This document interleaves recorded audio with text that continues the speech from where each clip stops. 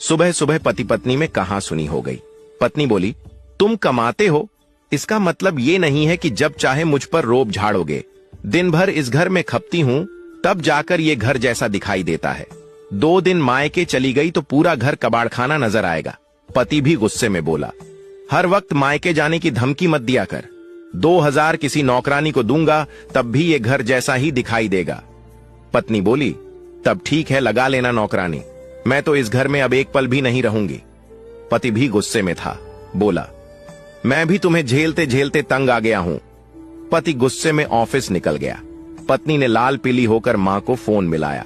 बोली, मम्मी मैं आ रही हूं, मुझे नहीं रहना इसके साथ, ये हर समय मुझसे लड़ता रहता है।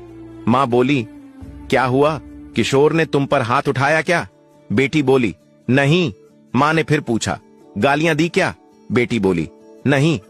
मां गुस्से में बोली, तुमने भी तुम्हारी बहन की तरह ड्रामा शुरू कर दिया क्या? 5 वर्ष से वो तलाक लेकर घर में बैठी है, अभी तक न कोई ढंग का लड़का मिल रहा है, न ही उसकी तेरी भाभी से बन रही है। यहां भी उसके कारण रोज कलह हो रही है। मां आगे बोली, बेटा अब नादानियां छोड़ दे, बड़ी हो जा। शादी कोई गुड्डे गुड़िया का खेल नहीं है कि जब चाहा शादी कर ली, जब चाहा तोड़ दिया। ये नोक झोंक दुनिया के हर पति पत्नी में होती है और इसी तरह जिंदगी गुजर जाती है। नोक झोंक के बाद एक दूसरे को मना लिया करो, रोज प्यार से रहोगे तब भी उब जाओगे। बेटी बोली, तो अब क्या करूं मां, वो तो मुझसे लड़कर गए हैं। मैंने तो उन्हें बोल दिया है कि मायके जा रही हूं। अब अगर मायके नहीं आई तो मेरी बेइज्जती हो जाएगी और वो भी मेरी कदर करना छोड़ देंगे। ऐसा करती हूं, आज तो मायके आ ही जाती हूं, फिर कुछ दिन बाद वापस आ जाऊंगी। मां बोली, मायके भूल कर भी मत आना। इन छोटी छोटी बातों से दूर होने का मतलब है अपनी जिम्मेदारियों से भागना। पति पत्नी अगर छोटी छोटी बातों के कारण दूर रहने लगते हैं तब एक दूसरे के बिना रहना सीख जाते हैं। इसलिए वहीं घर पर रहो और सुलह कर ले, मेरे घर मत आना। इतना कहकर मम्मी ने फोन काट दिया। उसे मम्मी पर बहुत गुस्सा आ रहा था।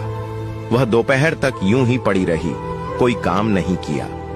दोपहर बाद गुस्सा कुछ कम हुआ तो उसने सुबह की लड़ाई में अपनी गलतियां खोजनी शुरू की। शांत दिमाग से सोचने पर उसे अपनी बहुत सी गलतियां नजर आई।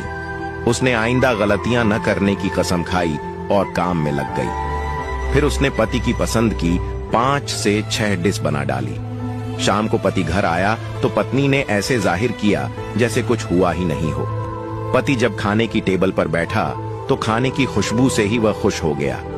फिर पति के दिमाग में क्या आया पता नहीं, वह चप्पल पहनकर घर से बाहर निकल गया। वह पति के पीछे भागकर गेट